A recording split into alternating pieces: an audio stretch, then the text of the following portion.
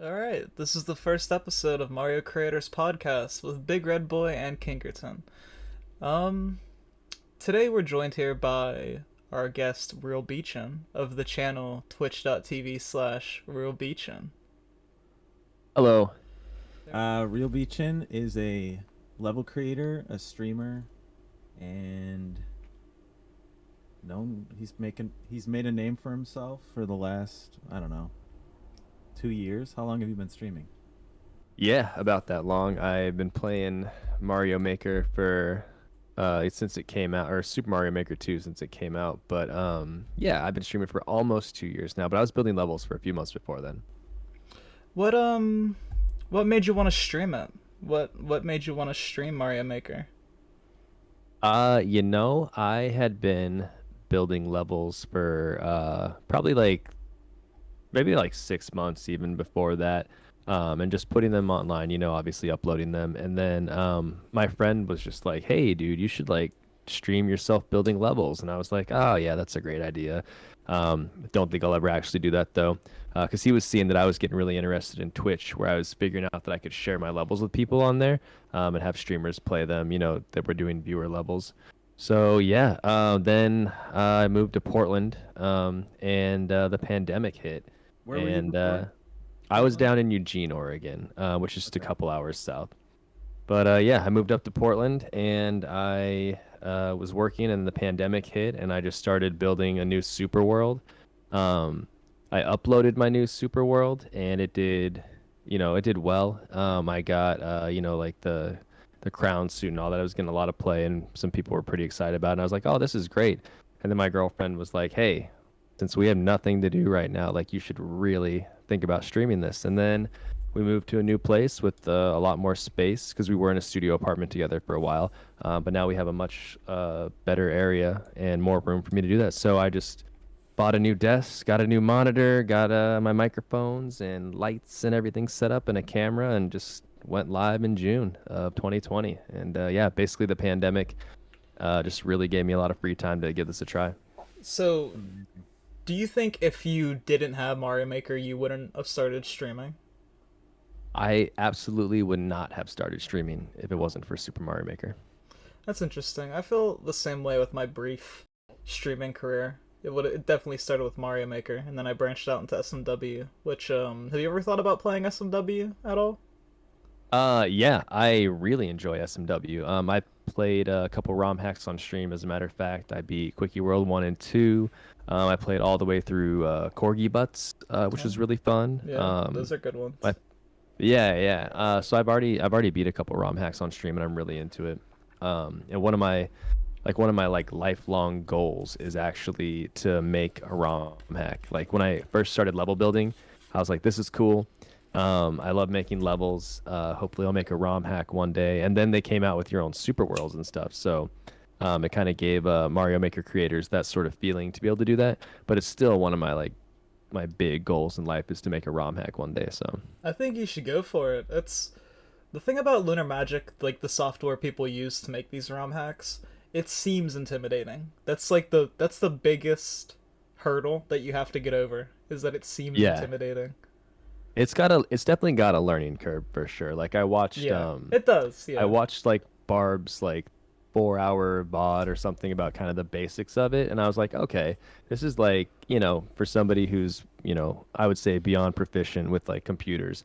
It wasn't like a reach for me to jump into that at all, but it is like so nice the interface that Mario Maker has. Like it's so easy to use. It's Yeah. so accessible for literally anyone.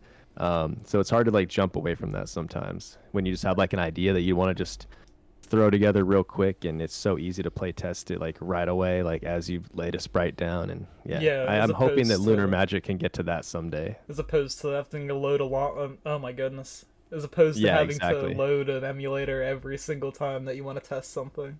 Yeah. Right, right. Just because there's so many, I'm so particular about my levels. I spend so much time. Like one setup that people play, that's like a 5 second thing could have taken me 3 hours to tweak. And that's with, loading things. So I just want to make sure that the momentum people have coming in is going to load the sprites in at the right time, or that everything's going to work, or, there's just so many little things about setups that can take a long time. So it's really nice to be able to fly through it with that. Mm-hmm. Yeah, let's talk about you as a maker for a minute, because Cool. you, I mean, when you said you made your first super world, or you made a super world that got you the crown, are you talking about your first super world, right? Yeah, my first one. My first one is the levels still exist on my profile, but it is not like if you were to go play realbchin's Super World, you'd be playing my second one. Right. The levels are still there, but they're not like the world isn't there. Exactly. Okay. Yeah, I remember playing through that. I don't think I finished it. I still haven't finished your second one. I played like I got pretty far and then I played levels here and there. But one thing I noticed about your maker style is that utilitarian might be the wrong word, but like what I mean by that is like you your maker style used to be. I haven't seen it much lately because you make like shell levels lately that are insanely possible, like impossible. Yeah. But you put uh like if you want to only jump on something once, you won't put a Galumba. You'll put a mole. And if you Right. want to, you know, if you want the player to like backtrack and Z off of the Galumba, like you put the Galumba or a shell or something. So like Totally. everything that you put has a purpose in, multiple ways. And uh, yeah, maybe just Yeah. No, I speak think on that's an that a bit. awesome observation. I think my first super world was even so much more like bare bones like that. My second super world still really held on to that theme, and I kind of just make around that style in general.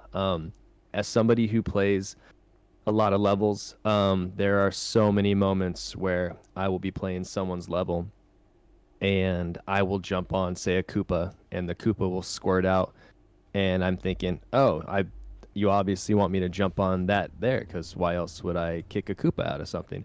I go to land on it, but then the setup breaks or something happens. Then then they're in chat. They're like, oh, just land on that once, and I'm like, oh, well, that should just be a mole or something then, because otherwise you're giving me a lot more like just things I could do in the level, but that's wrong. So when I'm building, like you said, if you're only going to bounce on something once, I will use a sprite that dies right away. If I want you to bounce on it twice, then yeah, I'll use a Galumba, and then you'll go somewhere else, and you'll probably end up Zing back onto it to kill it.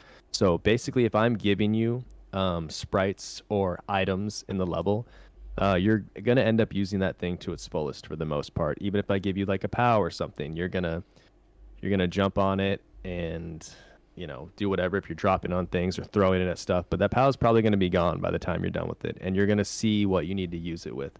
I think it's so important for just like in general for levels to sort of suggest to the player what should happen next, and you can really Mm-hmm. do that with what you give them.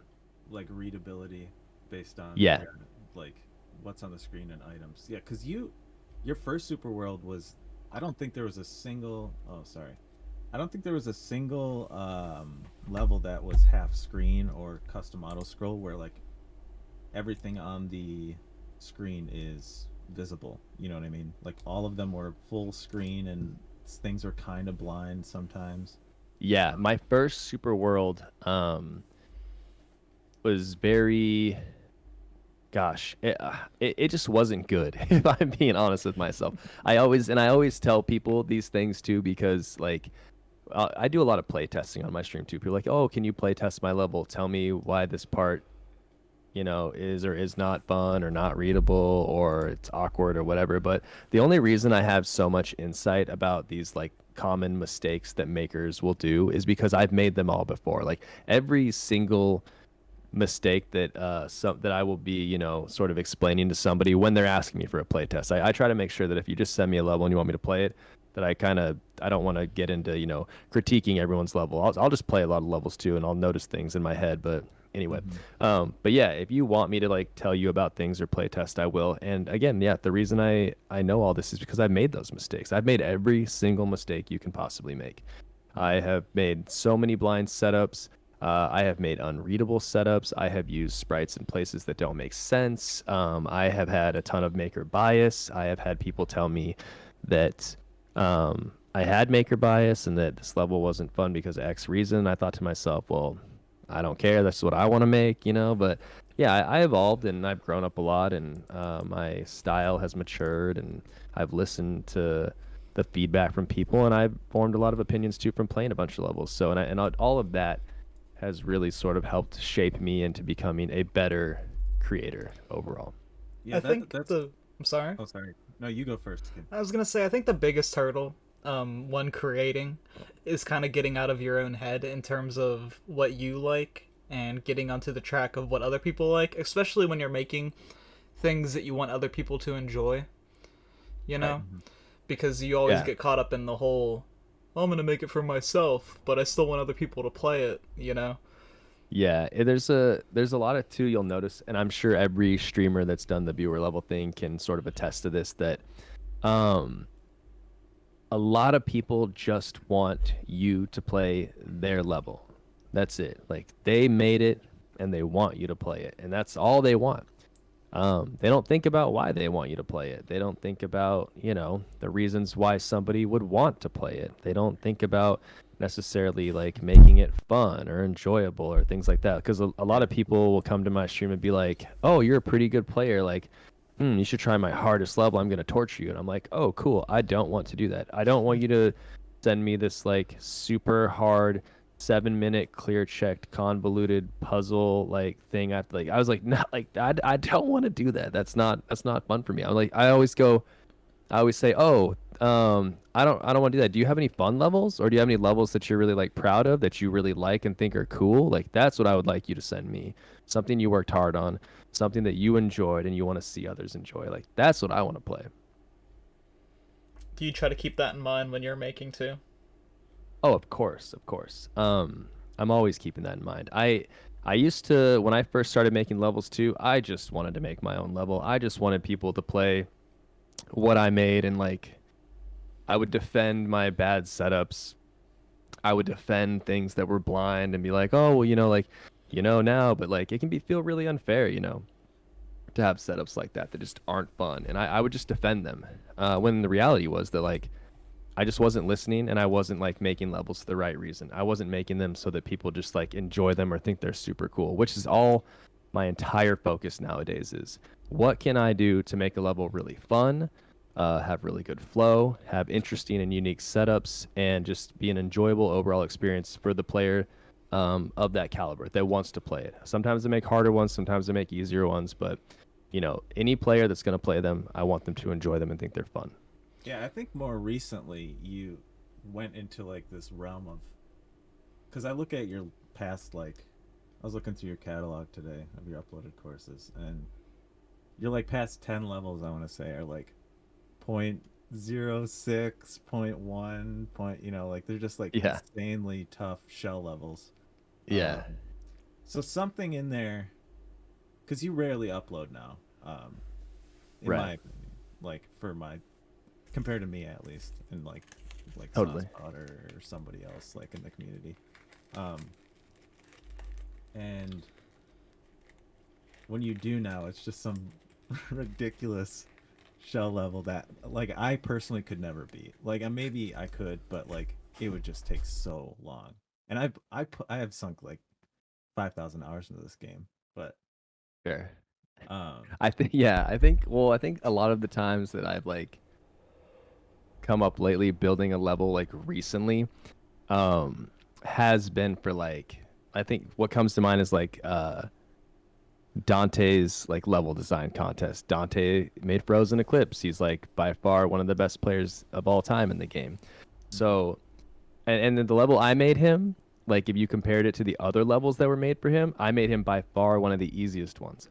And I always like hashtag him as Team Shell because they use shell tech and a lot of them. But a lot of those setups are just like funky, like kaizo tricks and stuff that aren't even centered around shells. But they have some shells in the level too. So I always just kind of tag it in there because a lot of the Team Shell players, that's how they only find out how I uploaded a level, and they like to play them too. So yeah, so that was like by far one of the easier ones. But I could see as a general thing that it does seem like a lot of my latest ones are like very tough. The most recent one I made, I tried to make more accessible.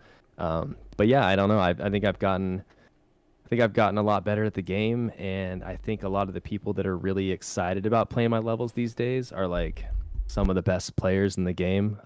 Because like if you come to um, my stream is so like kaizo heavy. Like all the people that hang out in my stream, like 90% of them are like extremely good kaizo players. I'm the Yeah. worst out of all my viewers, and they're all very good and make very like notable levels, and they're way better than me. So when I'm uploading a new level, a lot of it's kind of like for them. So because they want to see me push myself more and they want to play my hard level, and so yeah, a lot of them lately have been very tough. But I've been making it for them. That's my audience for now, and I've been, especially my most recent one.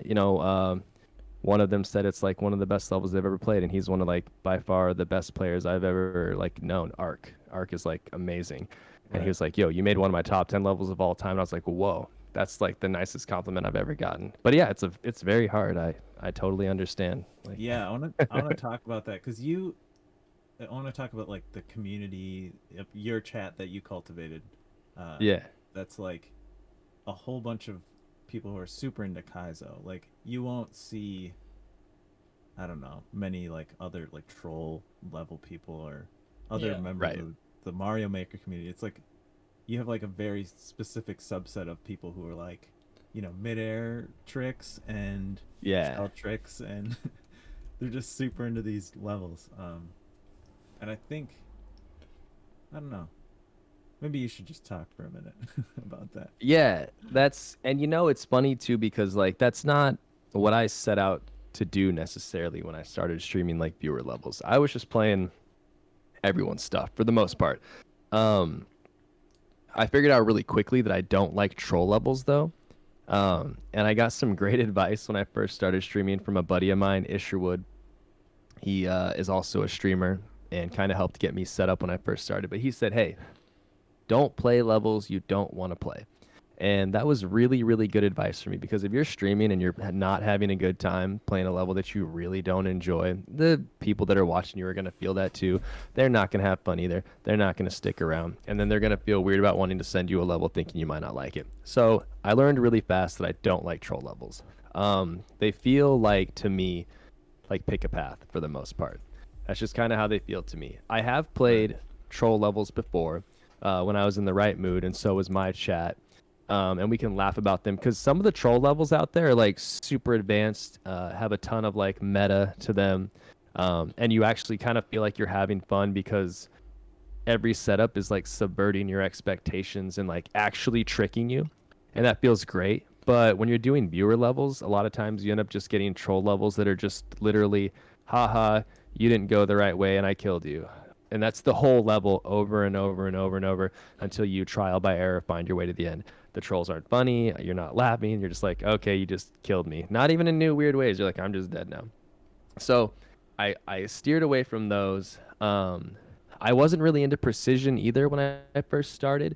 But I'm actually really kind of enjoying it a lot now. Yeah. Playing That precision new levels. Precision World that came out, I was playing a few of those because they're on the. Oh my gosh, that was so much fun. I'm almost done with it. Like the last world's kind of tough, but like I'm having so much fun with that. And I feel like it's making me a better player too. Like it's helping me out with like my movement in like kaizo levels and like Mhm. helping me out with like my sort of Controlled like jumps the and stuff. yeah, exactly, like how hard you press the button, your control jumps. Yeah, it just is really like making me a much better player.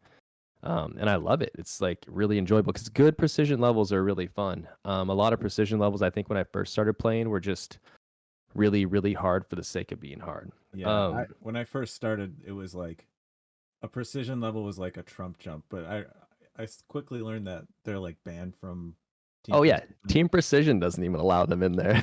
Yeah. Like because they're so not fun. But yeah, yeah. I think. Oh, and another thing too. When I first started streaming too, I hated Team Shell levels. I basically, I I was used gonna to like. talk about that actually. I Yeah, I was I gonna used ask to about joke that Team Shell is like team consistency. Like how that. many shell jumps in a row can you do? That's what the levels felt like to me, and I was like, I'm not.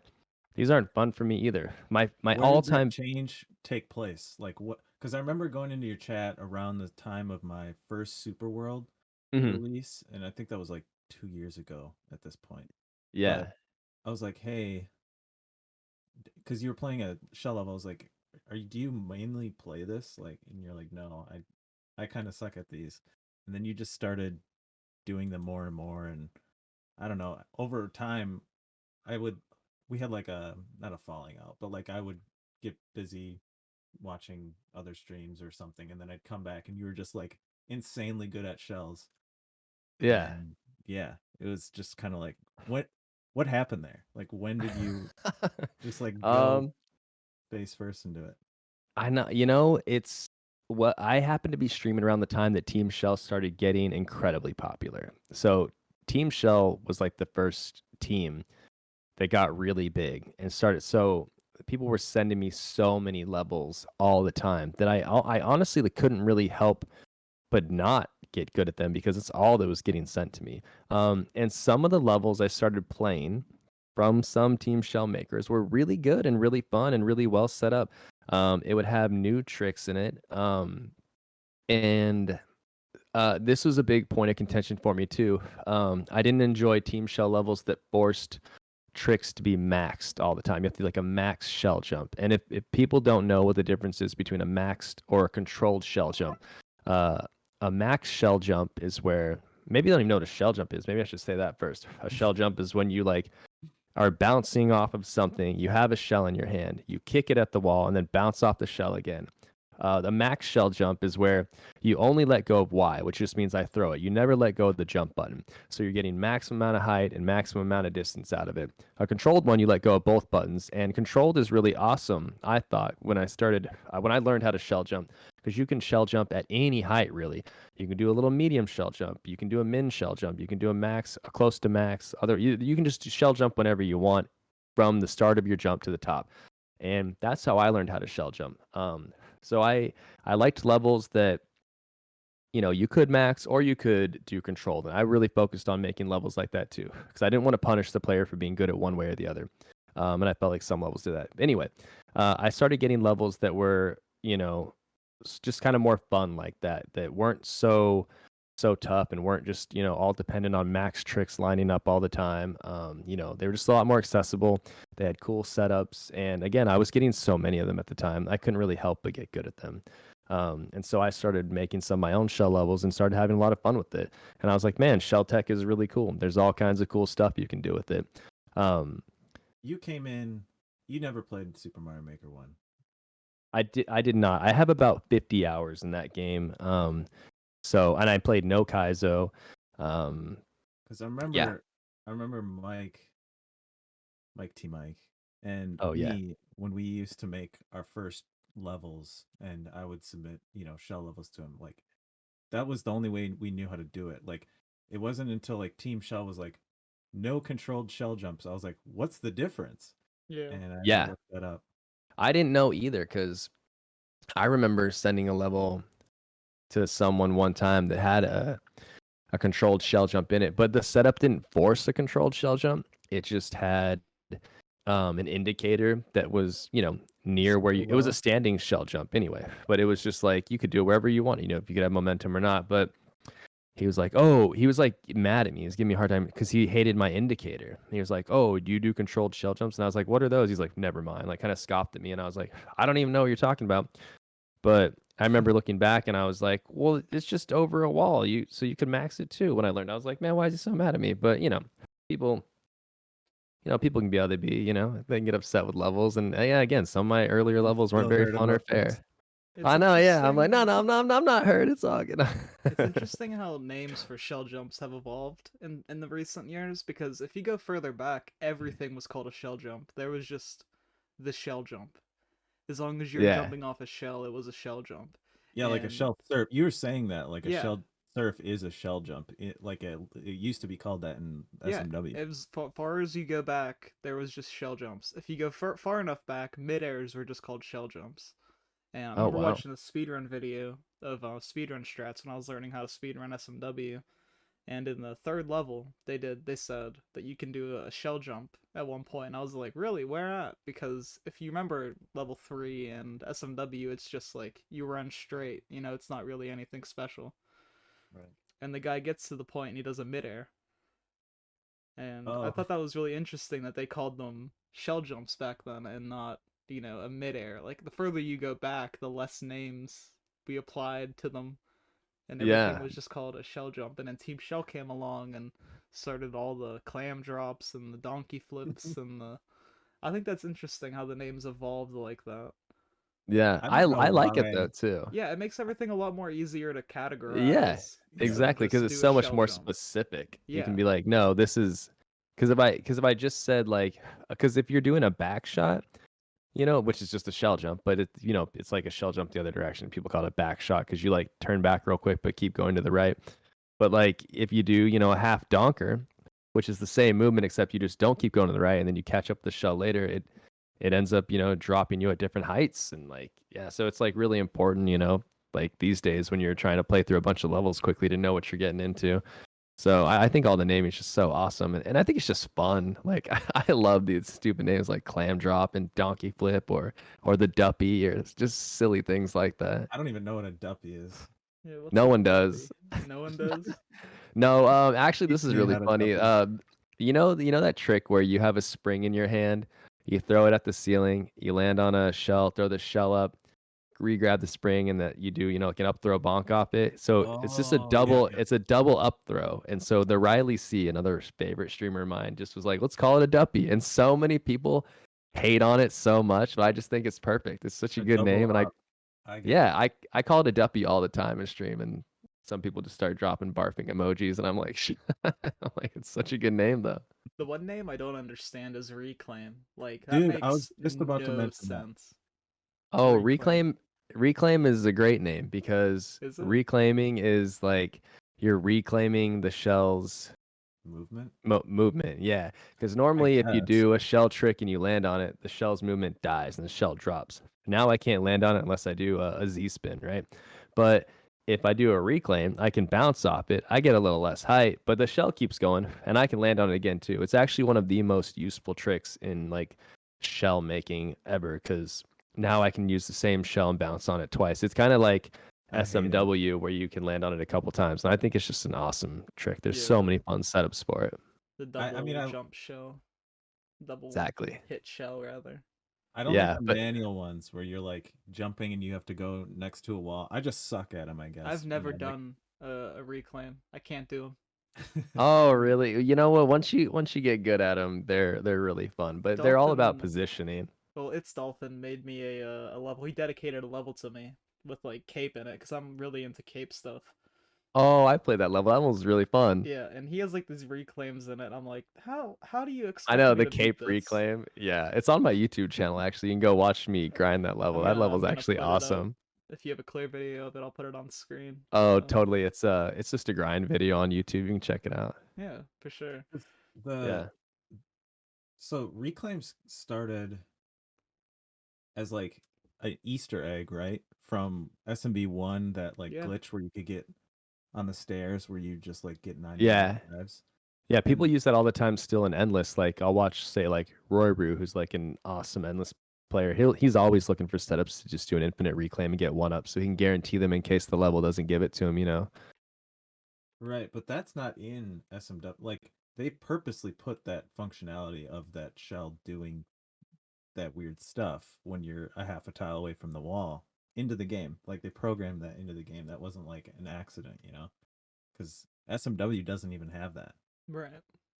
Oh, interesting. I didn't know that. Yeah, you I think cannot do that a reclaim and oh, SMW. that's so funny. You know what I think's happening with the reclaim? If you pause the screen when you're doing a reclaim, the little like white star animation for when you interact with the shell, like you collide with it and you're like kicking it or whatever. There's Hmm. two of those. So I think what's happening is you are bouncing off. That's why it only works half a tile from a wall. I think that when you're bouncing off the shell, your hitbox as you're bouncing off of it also ends up hitting it and kicks it. So I think a reclaim is you bouncing off of a shell and kicking it all at the same time, like the way you would a shell jump, but it's just so close to the wall that as you've bounced off it, it gets sent on its way again too, and the momentum just stays with it, the movement or whatever you want to call it. So I think that's the whole like tech of it right there. That's why they work.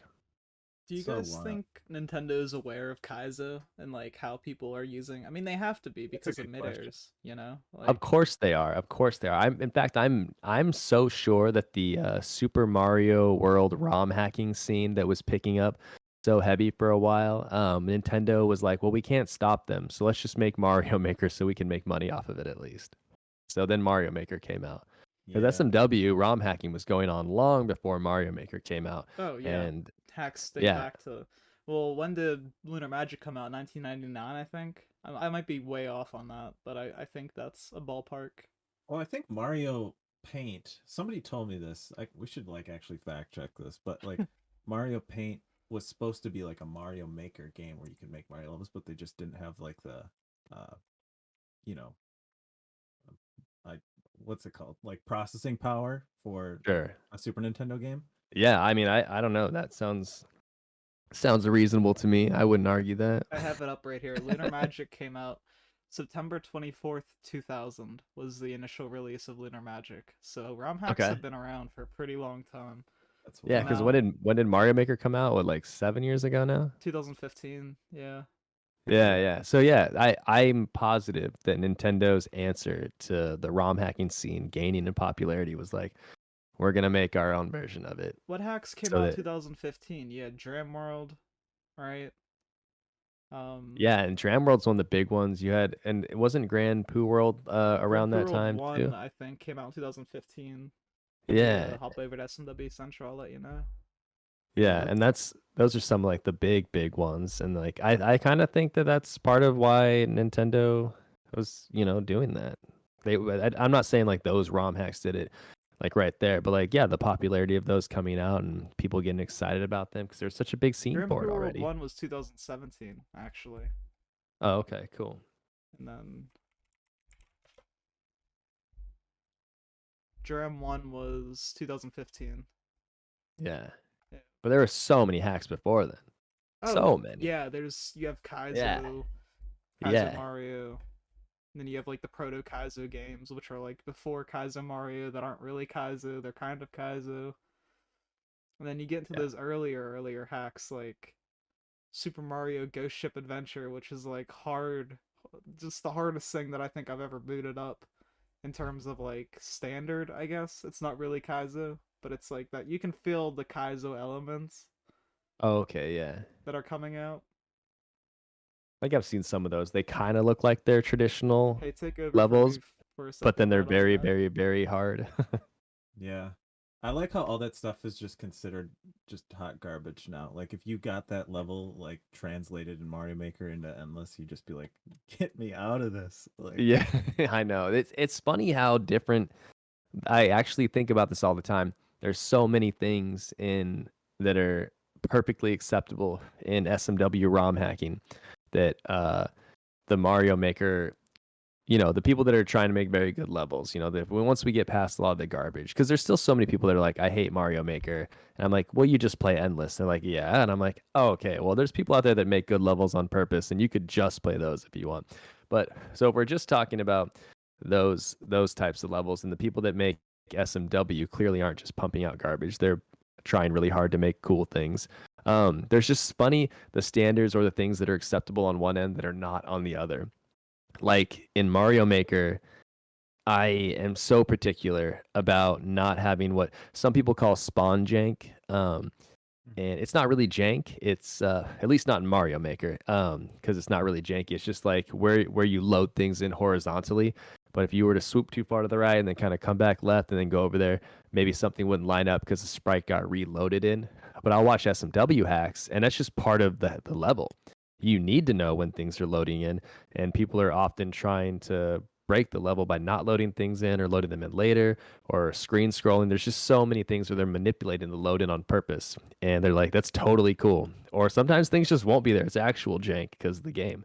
But it's just totally acceptable in the SMWC. And I just think it's so funny. And that the maker players are like, oh, I'm getting spawn jank. This sprite was like a tile off where I needed it to be. And I'm like, it it's is. just kind of funny. I've thought about that too, and my theory on why that's okay, well, this is just historical and like the norms of how those communities evolved. But like the barrier to entry on SMW is like you gotta like download stuff on your computer and like you know what I mean. Like Yeah.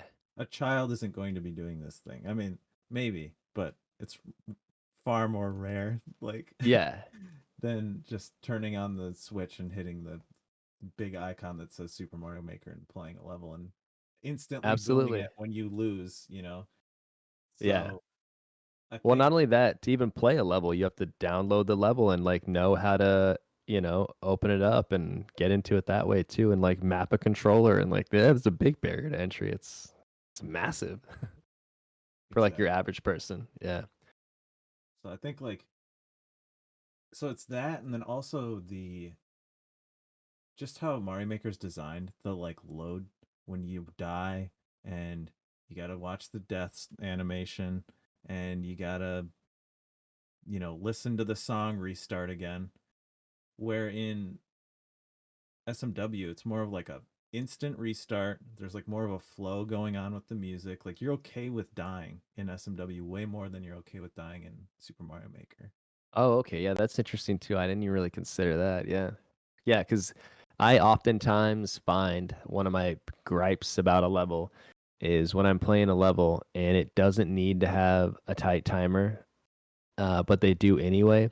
So every time I start over, I have to hear like the tight timer music intensity Oh and my it's double god. time the whole time. So if the start of the level is very hard and I have to hear that 10 times in a row, I'm just like, oh my goodness, this is not this is something that some people don't even think about. I'm like this because a lot of people make levels with the sound off, and I'm like, did you even think about what it would be like for me to have to hear this over and over? Because I hate it. Like, it's Yeah. not fun. You did that with It's your irritating. second Super World. You had a level in there that was, I was like, did you make this with the sound off? Because there's just a spring hitting a shell over and over, just going like boing, boing, boing, boing. Yeah, I was like, you oh you my told me god. that, and again, I know this because I've made this mistake. Yeah, it was checkpoint one of my first level. There was a cool setup, but yeah, then after you've jumped off it, it's just like it's just going crazy, and it's just like so annoying. And I remember having to like I re-uploaded over that. I was like, oh my god, I never even considered that.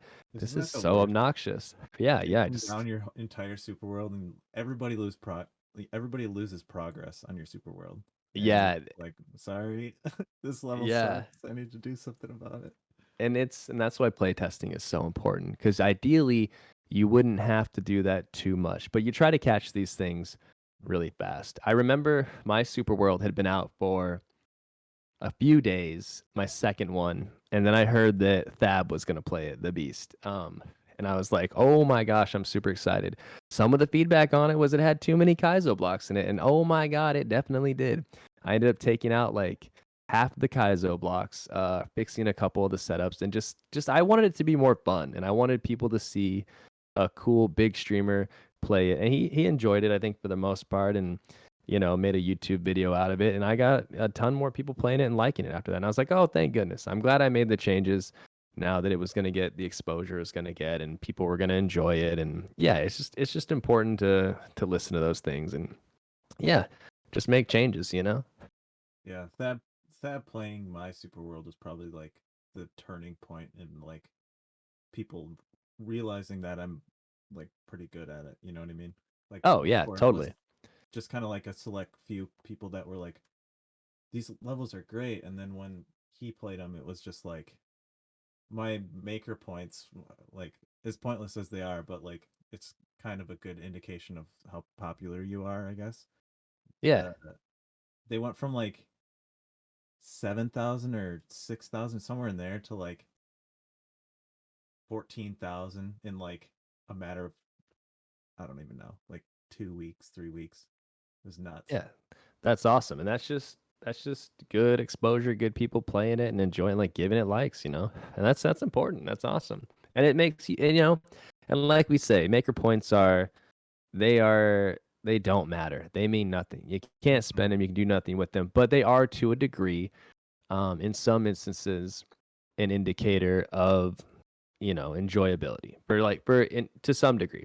So it's not to say if you don't have a lot that you're not making good levels or whatever, but yeah, if a lot of people are playing it and your maker score is going up and they're liking your levels, that's good. That means you're making enjoyable stuff. So I feel you like kind of that's kind of true, but there's just the people like part of me cares, and like I think part of you cares too when you look at levels and you see the likes and you're like, man, I wish I'd have more likes on this level. And as stupid as that is, there's like this weird like uh thing in most of us that makes us like, it's like a primitive emotion where we're like, I want more. It's just the social media thing, but just like Yeah, translated to, you know, yeah.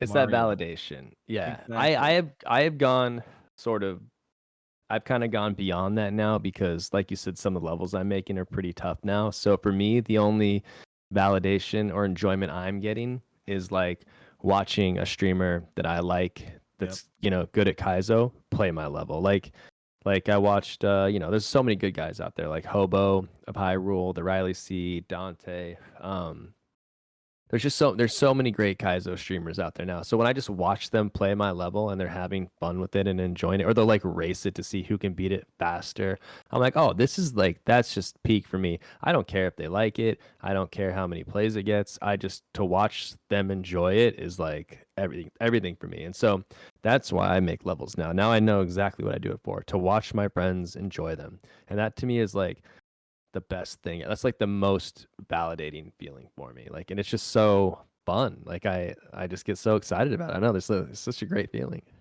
Yeah. It's like a little bit of A and a little bit of B for me, because I I don't know, like the likes only matter to an extent. And um actually, what I was gonna ask earlier is like, which maker do you feel uh has the least amount of likes to like what they should have? Like, I guess the most underrated maker. Good Oh, question. sure. That's a great question. Gosh, honestly, there's so many. Um, there's so Yeah, you many, can list a few for sure. Yeah, and well, and you know what it is too. We were actually getting into this, and we kind of went off on a tangent earlier, actually, about Team Shell when we were talking about like what levels I like the most, and I kind of was talking about, or like why my stream I would only play certain levels for the most part. My levels that I like the most are they're like light kaizo levels. So sure, you can have a shell surf in there or a shell jump, but there's also a lot of platforming. There's timing, and there's interesting and unique setups. That's my favorite type of level. I would just consider that light kaizo. And there's some really really incredible light kaizo makers out there that don't get as many likes, I think, as they probably could or should. Let's see.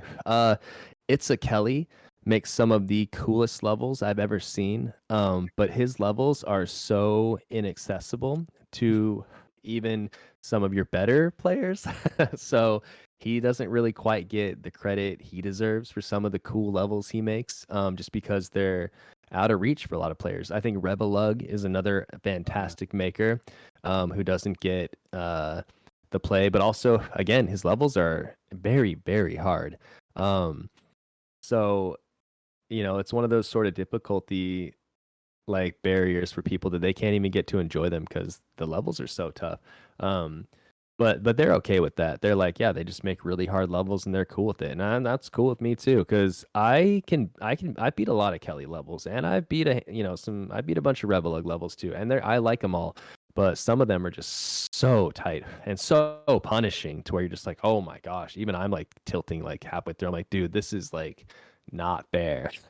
But they're incredible makers. Anagram is by far one of my favorite makers as well. I felt like he was making some of the coolest shell levels back in the day, but also his platforming stuff is so dope and creative. He was working on the super world, but got kind of burnt out, so he just dropped like all 7 of the levels, just finished them and put them out.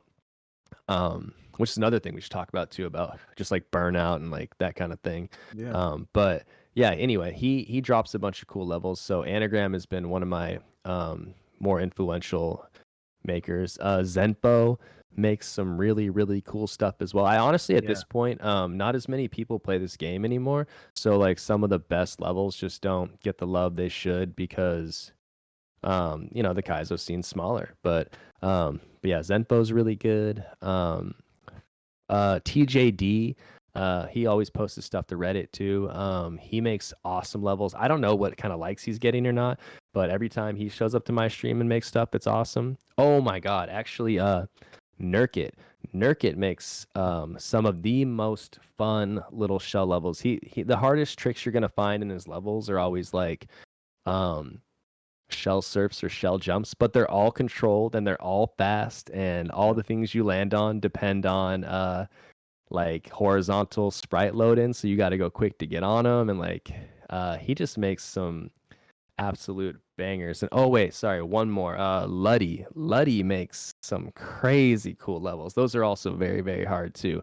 But they basically a lot of those guys have just found the harmony between shell tricks, which I think are fun, but also just like straight up platforming and kaizo stuff, and item and sprite abuse and enemy abuse and things like that.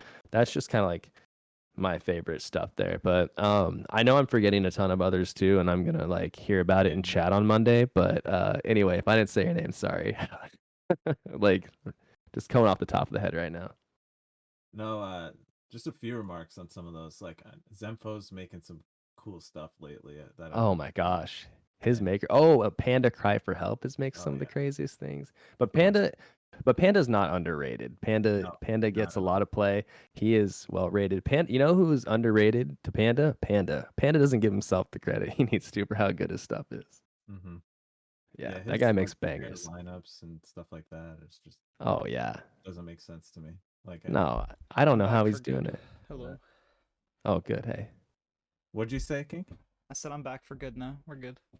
He Oh, was in the SMW rabbit hole. Uh, um, no, what was the creator? Oh, TJD. He's been around forever. He was around Yeah. Yeah, he's like old school. when the game first came out, and Yeah. I've known his levels have been just like unreal forever. Yeah.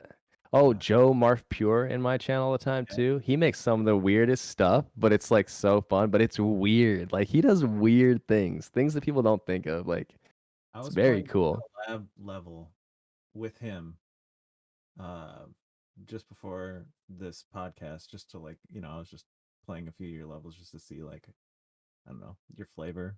Like Yeah. I get in the played a few mind old of real yeah, beachin. yeah. See what makes him tick. Yeah. But yeah, that collab with Joe is so cool.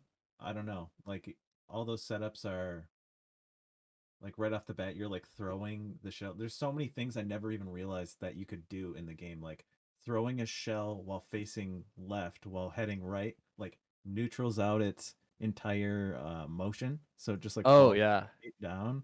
We were like, And how do we indicate this? yeah, I understood it. I mean, it was. Yeah, the arrow and everything worked. Yeah. I mean, Speaking of collaborations, who would you want to collab with? Who's your dream collab out of like every single Mario creator? Who would you want to collab with?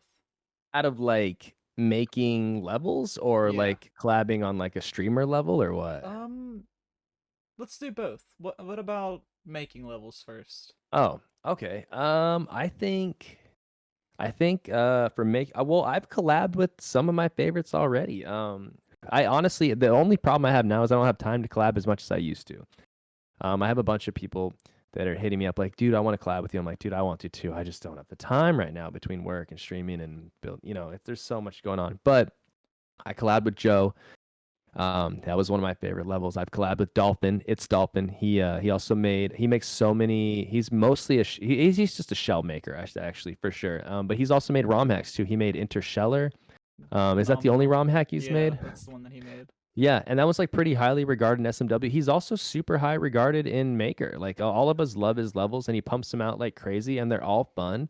And he often uses regular tricks like just shell jumps and surfs and drops and things, but he always finds like interesting ways to make them fun still and setups that are like unique.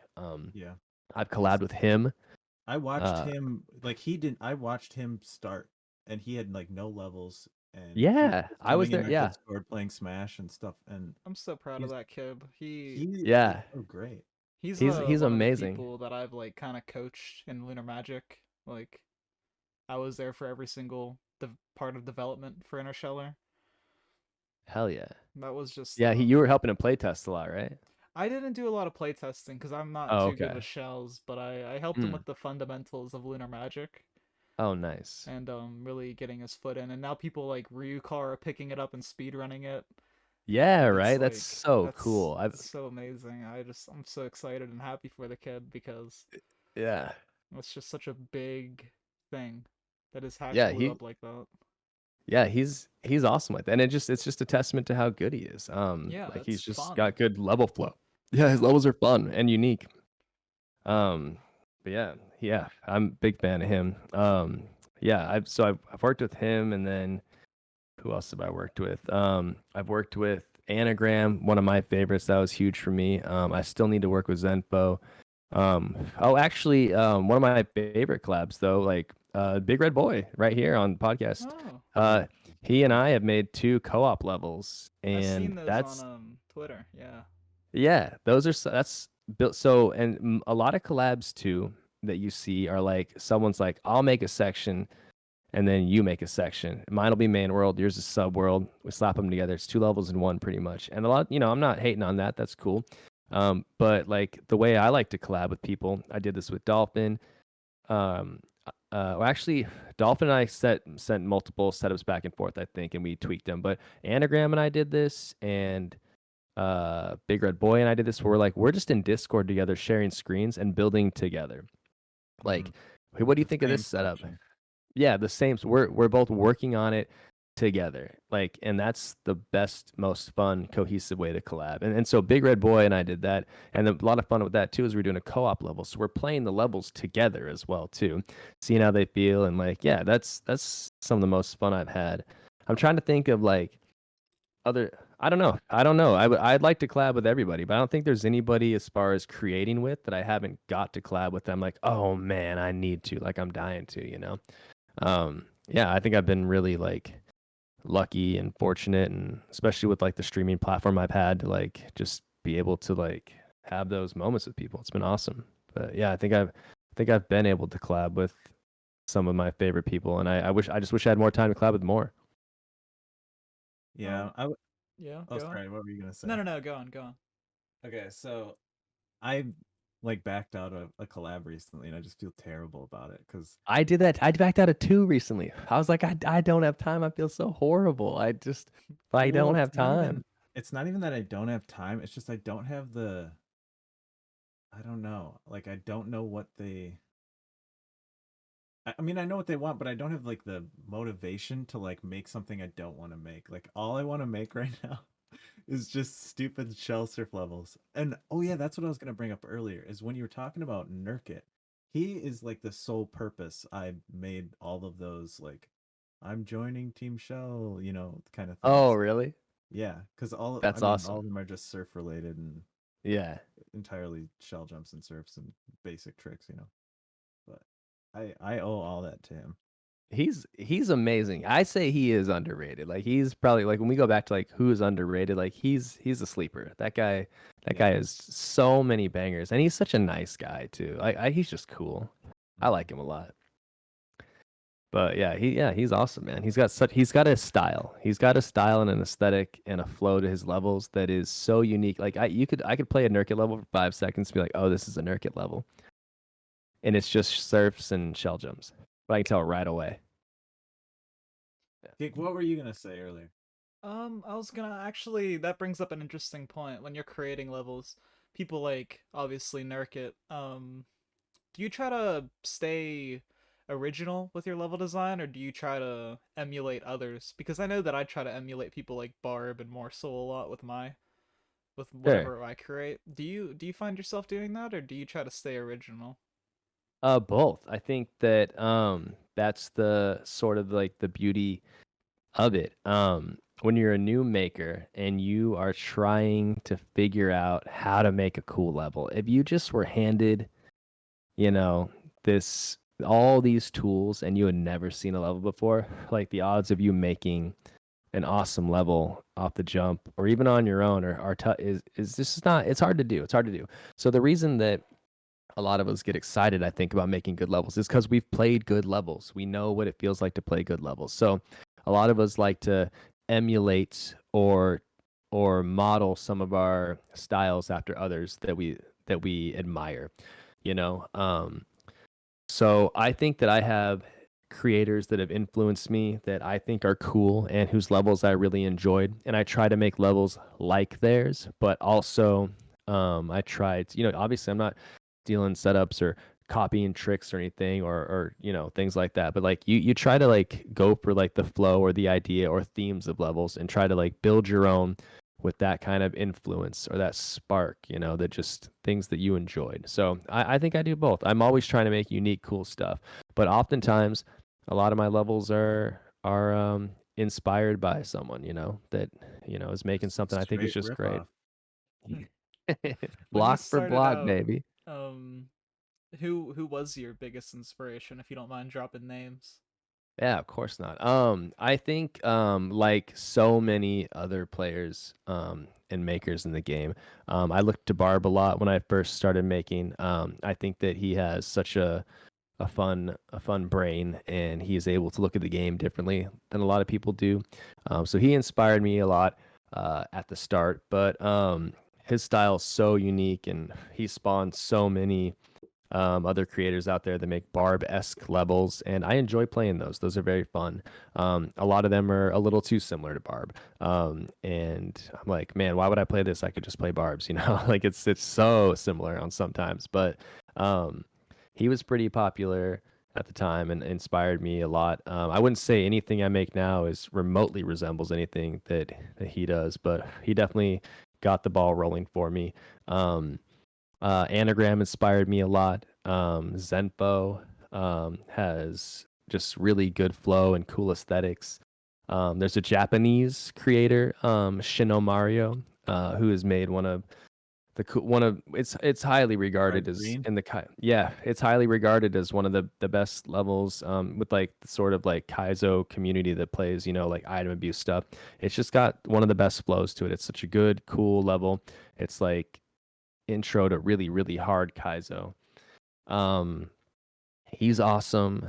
That's There's more, your there's more. latest level like tribute, right? You named it Bright Yeah. White. Yeah, I named it Bright White. I said it was inspired by Shino because I'm trying to be bright green. And his level is like there's shell tricks in it, but it's mostly item and like enemy abuse. And that's mostly what I'm into. Like I like shell stuff, but I really just like item and enemy abuse and like using so many of the things like, springs, pows, and P switches and all the fun interactions they have. And I like making Kaizo like that for the most part. Like I not just one thing. I like levels that have like a bunch of tricks in it. So yeah, Mm. I said that was inspired by him, and it totally was. And making those levels has made me better at the game and has got me more progress on that level. And yeah, he's just an awesome creator. I was wondering if you guys wanted to switch gears here over to Twitter questions. I posted something on Twitter Oh, saying, absolutely. Let me grab another. Let me For refill my sure. water here real yeah, quick for yeah, this. go One for it. second. And Yeah. here All right, here's I'm us. back. All right, But you back? All right. Are you guys ready for Twitter questions? let's Yeah, do it. All right. The yeah. first one we got is from Chess WC. He Okay. says, "How did you get your Twitter handle?" I assume he means your name as well. Oh, yeah. Everybody like just in life used to call me Beachin, just kind of my name. But yeah, and I always like when I got the Twitter handle, I always thought it was so funny. And my Twitch handle, I always thought it was so funny when celebrities were on Twitter or Instagram. It would be like real Tom Cruise, and I was like, well, I better get real Beachin, so everybody knows Like this is real like, big red boy. Mm-hmm. yeah, exactly. Yeah, before I inevitably become famous for playing Mario. So, Right. yeah, But you that's the are long and short pretty of that. on track to hit partner, aren't you? Still? Um, I mean, yeah, we're moving, we haven't stopped. We're getting there. I think I'm like averaging like early 60s, but you got to be 75 to get partner on Twitch. It's just so hard. It's such a marathon I'm grind, but calling it by the end of this year. I don't want to jinx it, so knock on wood. So yeah, knock either on wood. I'm calling it end of this year, beginning of next year. We'll see Real Beachin as a partner on Twitch. Oh, that would be so cool. Lord knows I'm trying, but I'm also still like having so much fun just streaming and trying not to put that pressure on myself because I did partner push for a while and Yeah, I I got remember to like seeing that. Yeah. yeah, I got to like low 70s average, but I found that I was like becoming stressed. I would have like a day where like 65 people would be there and I'd feel like bad because it wasn't good enough. And I was like, man, this is just not how I want to think about this. So partner is always one of the goals that I would love to hit someday, but I try not to like stress about it or give myself too much of a deadline so that I would feel like maybe I was failing if I wasn't. Because I don't know, my stream's doing well. There's still new people showing up, and I'm having such a good time with the community that we've already grown that um, yeah, it just I'm really happy with where it's at and where I think it could go someday. And partner is just one of those little stepping stones along the way that I would be so happy to hit whenever I do, you know. I think you'll get there. Yeah, Thanks thanks, man. for I appreciate answering. that. How'd Yeah. you get your Twitter handle? The next one is by little Gordo. Mm. Gordo. When will you beat fragmented reality? Its peak level design. I'm guessing that's an inside joke. I don't. Yeah, that's Lil Gordo is uh Yeah, let's just sidebar on Little Gordo for a minute. I'm confused as heck about Yeah, this. I actually tweeted something about that. The other day I saw a bunch of people picking on him, and I was like, why is everyone picking on him for? He's just a. um Is that like a yeah, meme or well, something? it is a meme. It is a meme. Lil Gordo would often come in to chat and just have like just the worst takes, or he would just say like such inflammatory things to get people all riled up. He loves the negative attention. Yeah. I do Okay. think though that some of the some of it had gone like a little far lately, and some things kind of blew up, and there's a little like Twitter drama and some drama I've in seen Team some of that. Shell. Yeah. Yeah, from like some bullying and stuff. So it's too bad that things got taken that far. But Lil Gordo's an awesome guy. He's a really cool young kid, and he's like growing up on the internet. Like, you know, especially during like COVID, where he's like not in school and like hanging out all the time. But yeah, he's grown up a lot. He's matured a lot. He's really funny. And he's made a lot of questionable levels back in the day, and he always wanted me to play test them. And the beef Back we in the always day, had, well, the you know, one in the that last today year was and a half, Trump jump into or what was it? Like a that's Hampton Springs yeah, game? right into a Trump jump. Yeah, that's just a meme he made. But yeah, it's like the only issue we always had is that Gordo would be like, "Can you playtest my level?" And I would playtest, and I'd be like, "Oh, this part's really rough. You should change it like this because this and that and that." And he'd be like, "No." I'm like, "Well, why do you want me to playtest your levels That's if you're the not gonna? What am I doing here? I don't want to that's the play your. level I don't want to. creator pride that we were talking Yeah, about. exactly. So that was always just part of it too. So chat would just get on him and be like, "Beachin's not gonna play test your levels because you don't change anything anyway. Like, stop asking him I to. don't Like, want you to leave tell him me what's alone." wrong with it. I want you to tell me how good it is. Yeah, exactly. So that was always just a meme, and yeah. But I love Lil Gordo. I think he's awesome, and like, um, I've always just like teased him and joked with him for fun, but yeah, some of it has gone a little far, and I think some feelings got hurt with some people. I wasn't involved with that, but you know, I don't want to see that. I think we're all supposed to just be having fun. We're joking around, and Gordo is like in on the joke. He takes it as a joke, you know, at least with me, and he's making the jokes too. Like he and I have a good talk. I talk to him on Discord all the time. Like he's a cool kid. Well, that's good. Um, and he's matured a lot and he's grown up a lot, and it's because there was times too where he was being kind of toxic in my chat, and I had to pull him aside and be like, hey, um you know, this is coming off this way. I need this to like change. I want you to stick around. I want you to be a part of this. And you know, we go back and forth and talk about things. But yeah, you know, what some things that I used to do before streaming, I used to be like a youth counselor, and you know, I'm always like trying to make sure that I'm helping, like, you Really? know. See, Yeah, that's good yeah. to That have because the Mario community is, pretty populated with little kids, and to have someone who's like, it's a very interesting dynamic that all these kids are friends with these adults. I was talking to a Right, member yeah. of the community, Sounds Zigzag. bad on paper. It Like, does sound bad on paper, right? But that's just like the community, like we're all friends, and some of yeah, those people just happen to be, teenagers, and some of them happen to be in their exactly. 40s. I'm 20, I kind of bridge the gap between the two. Right. Yeah, Yeah, and I'm I'm pretty yeah, I'm young. like, you know, late 30s now. Like I'm getting older. Yeah, yeah. mhm. But yeah, but I think it's important that, like, and like I said, it's an interesting thing for people to be like, you know, especially during COVID, like, you know, that would be in middle school. They're not. They're growing up on the internet, and they're like, so it's important to like sort of foster an environment that, you know, helps them, like, I don't know, grow and evolve too, because there's plenty of times too where like I don't want to just if he's, if three people in chat are like, hey, I like Star Wars. Did you watch the new Star Wars? And everyone's like, oh yeah, that was so awesome. They're going off, and then one person's like, oh, I hate Star Wars, and then and then they're like, hey, we didn't ask. That's like not an opinion we're like talking about. Like that's not even a good opinion. You're just saying that. You're just disagreeing with us. You're not even saying why. Like so, and oftentimes I'll just let that happen and be like, they'll figure it out for themselves in chat. They chat can kind of self-regulate itself to a bit. I'll step in when things become over the line or bullying, but a lot of times I'm like, if you're gonna come in and say something inflammatory, I'm gonna let people tell you that you're wrong or dumb for that.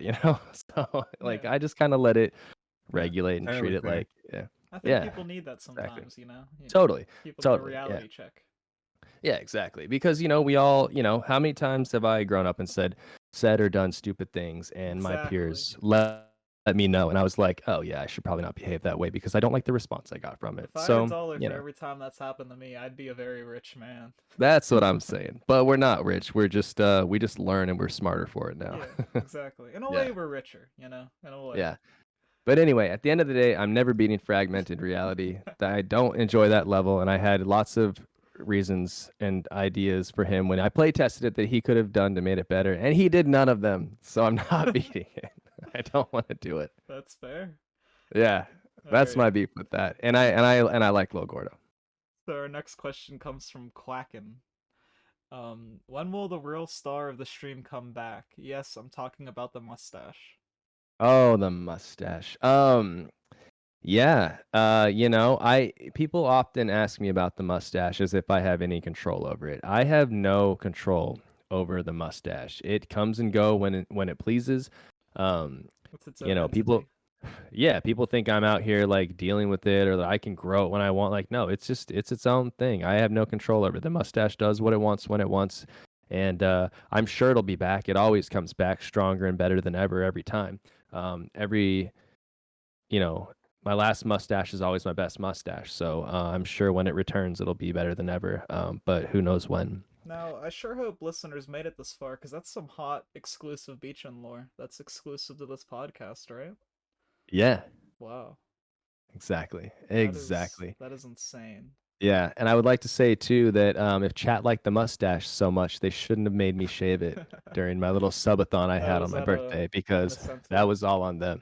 Yeah, that was an incentive. And because of the incentive, we got no subs because everybody poured all of their money just into me shaving my mustache. So the subathon was a complete failure. That hap- that happens It was to just a bit-a-thon. that happens to Dan G as well. Every time he does like a subathon to shave his beard, he always ends up shaving.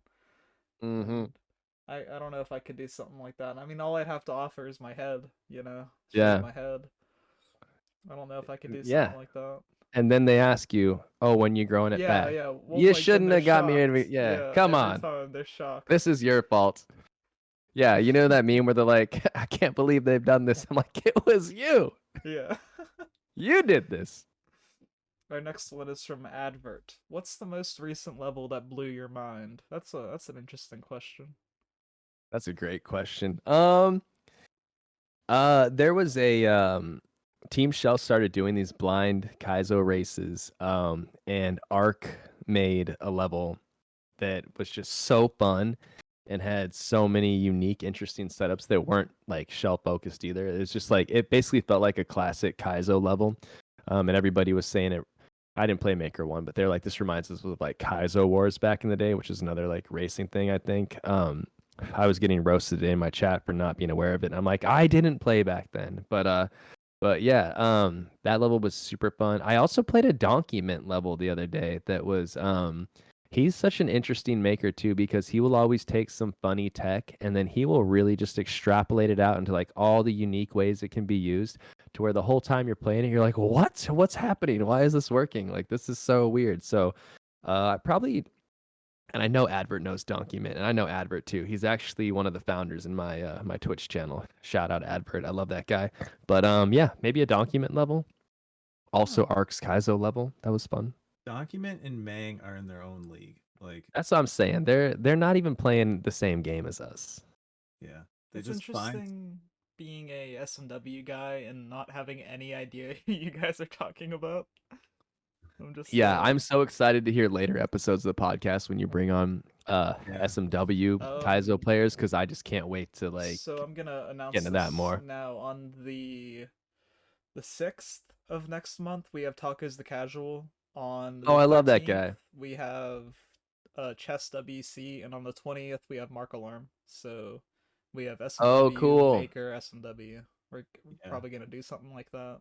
Oh, that's fantastic. And Mark Alarm made Celeste. the Celeste one. Yeah. Yeah, yeah. I've been loving that. I was watching Grand Pooh Bear speed run that and play through it. Oh my gosh, That was it's so such a cool. great hack. I'm really excited to talk to him about Yeah, like programming. He's really good at ASM. I'm really clearly. excited. Yeah, I'm really excited to talk to him about that. Yeah, so many custom sprites and movements in there. That's so Yeah. fun. Yeah. He's a I'm such an genius. SMW nerd, even though like I mostly just play Maker, because I would play more SMW, but it just doesn't quite get me the engagement I would like. And I think it's a tougher community to break into since it doesn't have Oh, that viewer yeah. levels element. So Exactly. it's Yep. just been harder for me to bridge that gap. But yeah, I would love to play more. And I have played some on my own on my free time, which I think is also important for me too. Sometimes I just like play games in my free time and I don't stream them, Which just so I can is still completely enjoy them. fine. Yeah, you might enjoy Yeah, it even more if you don't play it on stream. exactly. I do that sometimes for myself, and yeah. Yeah. Yeah. What games do you play off stream? Off stream, I've been doing that little Pokemon Ironmon challenge off stream. I'll probably actually stream that because that's kind of fun. Those But are nuts. I watched Mike do that. Yeah. yeah, they're such a I good bet. time, but they're also so like tedious and kind of annoying too to get a good run started. But that's kind of like the fun of it, and I think that's where the excitement comes from chat when you actually get the ball rolling. But for things that I like really play offline, I've always been a big Final Fantasy Tactics player, and so I really enjoyed this new game. Triangle Strategy just came out. I beat that, and then I played through New Game Plus on it already on my free time. That's a ton of fun. I play Mario Party often off stream with my friends, Oh, we and should get a game going sometime. That'd be oh, fun. I'd love to. Mario Party's the best, dude. Some Yeah. late I'm night. surprised there wasn't any DLC for it at this point. Like, I There's hope they gotta be some do coming. There something. has to be. yeah. There's gotta be. It has too And I much still play potential. like what else do I play in my free time? Oh, I played like Octopath Traveler. I love those like JRPGs, and I know they're not good for streaming content, so you never really see me play them. At least not for my channel. They don't seem to be, but so you never really see me playing those online. And I also, like I said, it's important for me to have games that I can just kind of like escape into here and there, and like just get into the lore and the story and play through it and have fun and strategize on my own and make mistakes and learn and build up new characters and yeah. So probably just like a lot of JRPGs I play in my free time and a little Nice. Pokemon here and there. Yeah, gotta have some Pokemon here and there for You a got completely it, man. balanced gamer It's diet. yeah. Wait a minute. Wait a minute. Pokemon is not a JRPG. Is that considered a JRPG? I feel like Oh my it God, is. maybe I don't even know, right? Because Technically, that's I the have no J idea. means like Japan, right? Like Japanese, Yeah, yeah. and Hmm. it's a Japanese game. So Japan role playing. Wow, checkmate. so that means, I mean, if we're being, I guess I only like JRPGs. if we're being nitpicky here, Dark Souls is a JRPG. You know, I've never played the Dark Souls. I enjoy watching people play them, but I never it's play not them. for Oh, everyone, it's but not. You know what else I play a lot of in my free time? Actually, this probably gets the most play. The original Donkey Kong arcade game. I go to arcades all over town and I play Donkey Kong. I spend I a lot of time at remember seeing a video of you doing a glitch, I think. yeah, yeah. It's just the infinite like jump point thing that you can do on one of the levels. But yeah, I have my high score is on Donkey Kong is like 550,000, like just over 500,000. But that was like 10 years Insane. ago. So I started playing again. My most recent high score is like 150K. So I'm like clearly a ways off, but I'm trying to get back into it. I'm trying to get good at some of the skips in the game, and I just have so much fun. Like there's nothing better for me than going to an arcade, having a beer, and like just playing like Donkey Kong for like 2 hours. Like it's just like seeing how literally how high can you get? That's what the screen starts off, and I'm like, yeah, how high can I get? How far can I take this quarter? So that's like one of my all-time favorite things to do. I'm actually like starting to like try to piece together my own arcade cabinet so I can have my own at home. But I I see still kits just like love that on like Etsy and Pinterest and stuff. yeah. Yeah, they're expensive. I want to know a G1, but right now I'm just gonna try to get a triple Kong PCB board or just PCB, I guess. But yeah, and then just build my own cabinet for it. And yeah, that's kind of like a big thing I want to do too. Did you That's ever a see good that goal to have. documentary about King of Kong, of course, yeah, of course. it's amazing. This It's guy's a so good. hardcore Donkey Kong fan. Have you Yeah, seen it, King? No, I have not. What's it? Oh, it's a classic. I think it was like really big on Netflix when you were yeah. probably too young, because like I was like 16 when it was like big. So what year Um, was that? Because I was probably just a wee little baby. yeah, you're probably like Just a 6 or wee lad. Yeah, just a how wee old are you? little lad. 20? I'm You're 20 20. right now. Yeah. So yeah, I was like, I don't know. There's 10 years between us because I'm 30. So yeah, yeah. If Yeah, it's it probably came out, I 10 was years ago. so you were like 6 years old, but whatever. Like Yeah. it was so cool. I There's think it was like my early 20s when it came out. yeah, a villain character, and then like this Yeah. like nerdy guy who's just like kind of the Wait, did you underdog. see Daft Husky who made that Photoshop of me as real Billy Chin and I just think like you did actually. Rings yeah, a he bell. yeah, he popped that up. He popped it up on Twitter. That was so funny, I thought. We should get him on. He's He's awesome. yeah, he's really cool, and he just transferred over to TikTok. Yeah, he's TikTok streaming full time now. And apparently it's going great. So happy for him. That guy makes some of the funniest TikTok memes about gaming I've seen, and it shows, dude. He pops off on there because he's not just doing like gameplay stuff. Like he's up on the sounds and the jokes, and he's so funny. Like that guy cracks me up. I like all his stuff. I follow like 5 people on TikTok. He's one of them. He's so funny.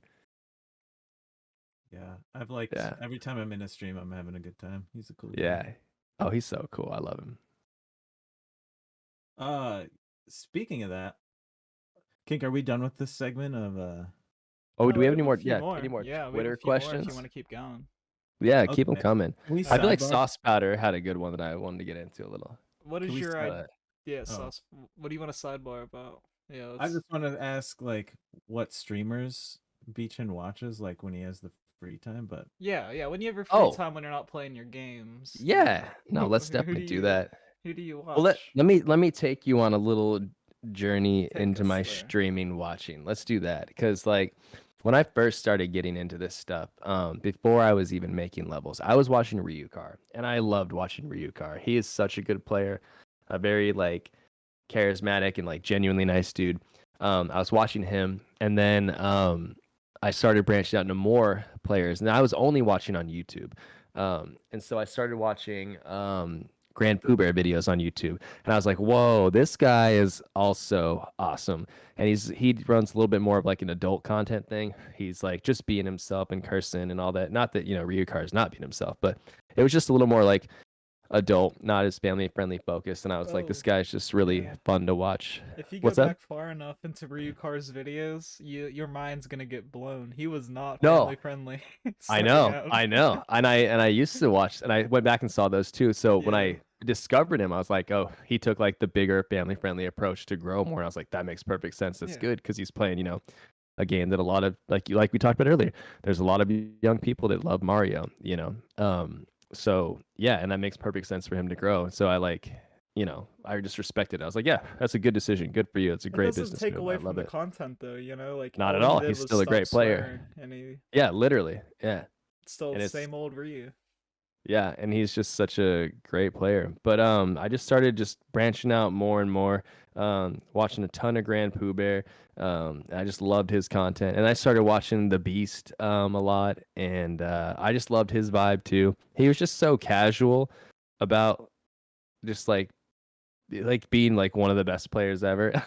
It's Yeah. just genuinely how he is. It's just his demeanor, and it was just so like engaging for me. Like it just kind of pulled me in. I was like, man, this guy's like so fun to watch. Like I love his stuff. And then from there I discovered Twitch. Those were my 3 I watched. I discovered Twitch, started watching a ton of people. I still mostly I think my streamer report came out from last year.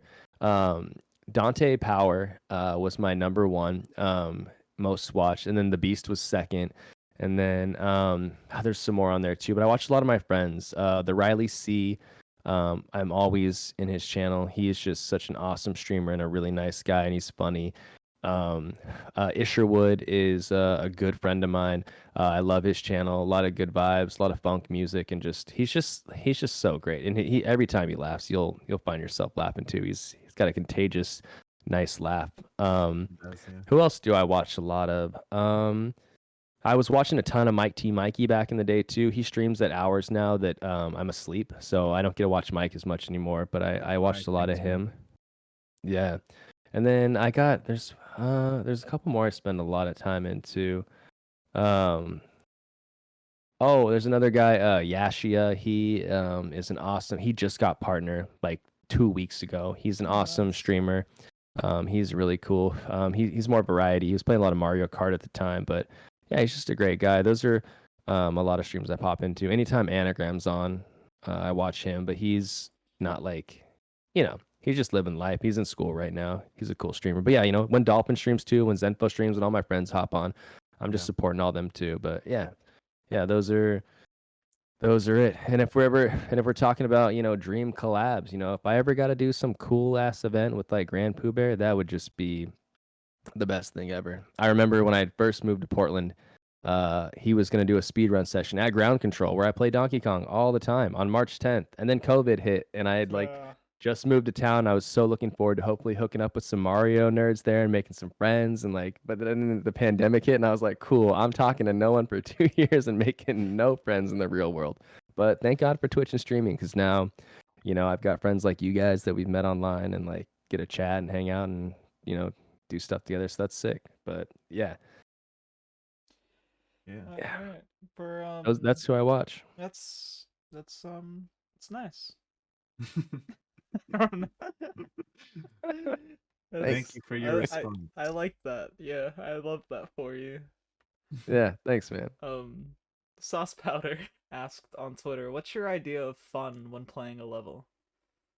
Um, my idea of fun. This is a funny thing I want to talk about too, because like I think it's so important. I think fun, I think we all know what fun is. And I think some people like to pretend they don't. We all know Same. what fun is. You know what it feels like when you play a level and it's Yeah, fun. You know what I mean? And it's like I took very an arch subjective.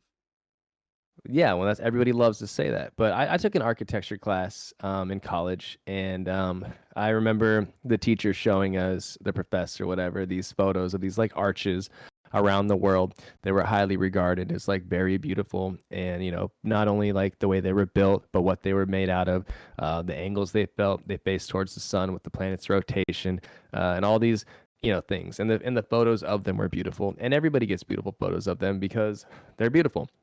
And then someone in class was like, "Well, isn't beauty like subjective, Like, and the teacher was like, "Sure, yeah, like, one man's trash, another man's treasure. Yeah, I get what you're saying." But then he asked everyone, "Raise your hands. Do you think this is beautiful?" And, that guy was, 95 out of 100 people in the class raised their hand. Yeah, this is beautiful. Even if you don't love buildings, you're like, yeah, this is a beautiful structure. It's done really, just the aesthetics of it, the way it's set up, all this is beautiful. And that one guy was like, well, I don't think it's very beautiful, and the teacher's like, all right, well, you're allowed to have that opinion, but, you're like, you're definitely the minority. Like 95 out of 100 here think this is beautiful. I think you see that all the time in like music and stuff too. Like why are the same chord progressions showing up all the time that people are familiar with and dancing to? It's because overall, fun, beauty, and enjoyment is thematic in a lot of ways. And that happens a lot in like level building too. And this is not to take away from like weird stuff that is also beautiful in its own right. I guess my point was just that I play a lot of levels where I'm like, this isn't very fun. I'm not enjoying this. And he's just like, well, I don't want to change the level because I think it's fun. And I'm like, yeah, but no one else is really feeling that way. And it's like you're kind of like not really subscribing to some of the trends that like go into a good fun level, like with the flow, the aesthetics of it. Are the tricks enjoyable to do? Are they too tight? Do they make sense? Like what's happening right now? So I think that while it is really important to be yourself and make what you want to make and make cool unique stuff, and that's how you grow, it's also important to try to like appeal to others if that's what you want. If you want people to enjoy your levels and to have fun, you need to make things that are, you know, fun for a lot of people. And like, Am I making myself like clear here, or do I just sound like an idiot? No, I No, understand. definitely. All right, yeah, like I don't want to like hate on anyone who's doing their own thing. You should, and I like that. But also keep in mind, if you want people to have fun and enjoy your level, there are things you can do and things that you should avoid. You know, and I always think that argument about, beauty's subjective and stuff. I'm like, yeah, it totally is. But there are some things out there that are universally more appealing or more fun or more enjoyable, and Well, those are not things that should universally, be. but like voted on by Yeah, like sorry, more widely accepted as, yeah. and they should, and I'm only saying that they should be regarded, not strictly adhered to. Don't follow them to the T, but they should be regarded. You should take these things into consideration. Why do a lot of people think that this is fun? What about this is it? And then you can take that and encapsulate that idea in your own way in your levels. It's kind of just the roundabout of what I was getting to. You know what I mean? Like, I can see I can see how it would be frustrating. I mean, yes, that I agree with you first and foremost. I agree with you, but like I can see how it'd be frustrating if you're just like just getting into the community. You just bought Super Mario Maker 2 and you're like trying to create a level. You have no idea about the 2 years of meta or even more if you consider the first Mario Maker and ROM hacks or whatever, but just like Super Mario Maker 2 alone. The meta involved in like Team Shell, because I think when you say like this, you know what fun is, this isn't fun, that can like be like you can just have negative emotions if you're like trying to learn, if you're confused by a setup, if you're trying to learn something new for the first time. Like if nobody ever had any shell jumps in their level and somebody just threw a shell jump in their level, everybody would be like, this level is terrible. But since it's so normal and everybody's comfortable with shell jumps now, like that is completely acceptable. So what I was trying to say is like somebody who doesn't, know any of this, like what's normal and, commonplace in the follows the meta of, Team Shell or any other kaizo or precision or whatever. They they would just make something and not realize like they would think it's fun, but they don't right. realize like They don't you realize see that what I'm maybe saying? there's been a more. Oh, I totally do. And I don't ever mean to like, I don't want my statement at all to be sort of gatekeepy or anything. I think we all have to stumble through making or creating things or finding our own stuff that we like, and like you got to make setups that are out of the norm too, to like breed innovation. You know what I mean? Like you got to do weird stuff or Yep. try things that people haven't seen before, they might think are awkward or unfun or things like that. I'm only just was making the point that like I see people using that as an excuse often to not make positive changes to some of the things they could do. You know what I mean? Hmm. Where it shouldn't be like a crutch you lean on that like, well, I'm just, you know what I'm saying? Like it just regard those things. But yeah, like you said, if you're new to the community and you're just making a bunch of brand new stuff and you don't know all the meta and all that, that's totally cool. Make your stuff. But then if you want to come and you want to watch people play their levels and you see that people aren't enjoying it, keep your eyes and your ears and your mind open to making adjustments if that's what you want. If you want the person playing to enjoy it, if that's Hmm. your goal, then that's what you got to do. If you genuinely don't care and you just want to make what you want, totally cool. But, maybe don't be surprised if people don't give you the feedback that you were hoping for. And if you want It you got to figure out, what do I want? What feedback do I want? What am I hoping for? And then go from there. So, yeah, but I see a lot of people get stuck in this rut where they're like, I don't want to change what I've been making or how I'm doing things because this is how I like to do it. But I also don't like the way my levels are being received. And you're like, well, something's got to give. So, and I think always keeping in mind fun. What can I do for this to be fun for the player? How am I going to make this enjoyable for them? So while fun is totally subjective, I think if we keep in mind what we want out of the things we're presenting to people and like what we want to see them get out of it and what you get out in return, fun is a great thing to keep in mind. right. Yeah. But yeah, I don't ever want it to be like, gatekeep either. And like you said, it's such a great point too that trying new things. Someone had to make a shell jump first, and it had probably looked horrible to people who've never seen it. Like, I don't want to do that. That seems way too hard and awkward. I hate that. But now there's a whole meta around it, and people are doing it left and right. So yeah, make I weird would stuff too. love to find the first ever shell jump. Right? That would be so interesting. Yeah. I mean, it probably originated in SMW Kaizo. like speedrunning. Yeah, I could I see that. assume, yeah. Yeah. All right. The next question is from Revelug. What does the B stand for? What does the B stand for? Yeah. Um, the B stands for a bunch of stuff. Stands for Brian. No, you know that little Wayne line, Wheezy F baby, and the F is for a bunch. Like it's so many things. Like It it's all stands the for stuff. beautiful and Real, baby and yeah, bald. All so many bald. things. Yeah, speaking of Yeah. that, why'd you shave your head? What was that all about? Or I guess didn't shave, but like really Oh, short just haircut. buzzed my hair up. I'm in my quarter life crisis right now. Oh, And yeah, I'm planning on living to be 140. So this is my quarter life crisis. So I just shaved my head. I went full Britney Spears. It's the B stands for Britney Spears, baby, and I'm back. That's dude, beautiful. that's amazing. Buzzed it all off. What's Next next one, King? question. All right. So the next question. Let's find a good one here. Do Riles Riles.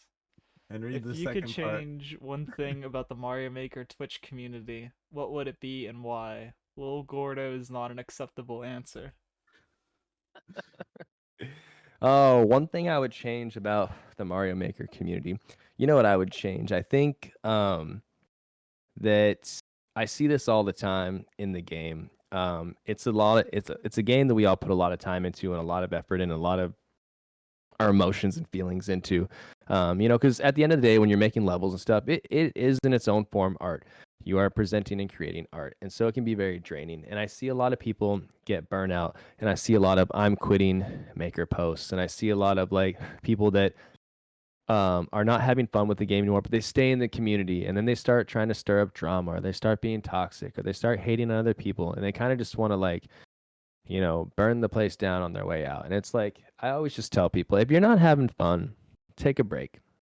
Take a break. It's not Yeah, easy, but take a break. you don't need to like Don't announce it. Right, like you don't need to say you're quitting and you hate the game. Don't get that far into it. Don't do something for so long that you love that you start to hate it. Just take a break long before then. Oh my gosh, just take a week off. Like, and I mean literally, like don't touch the game for a week. Take a break from Twitch chats if you want. Some people just say I'm not playing the game for 2 weeks, but I'll lurk in channels here and there because I like the community. That's great. And then they come back to making with a new vigor for like building and like a new excitement, or they have found a new idea and their brains refreshed, and all of a sudden the level they were grinding for 80 hours, oh, now I'm playing better. It's like, yeah, you were fatigued and you're burning yourself out and you're not having fun. I see a lot of people too trying to build worlds, not knowing the amount of work that goes into it, and then they end up with 10 almost done levels in editor that never come out because they burn themselves out. It's like, just take a break with this game, have fun. Don't do anything you love in life to the point that you start to hate it. And a lot of the maker community does that.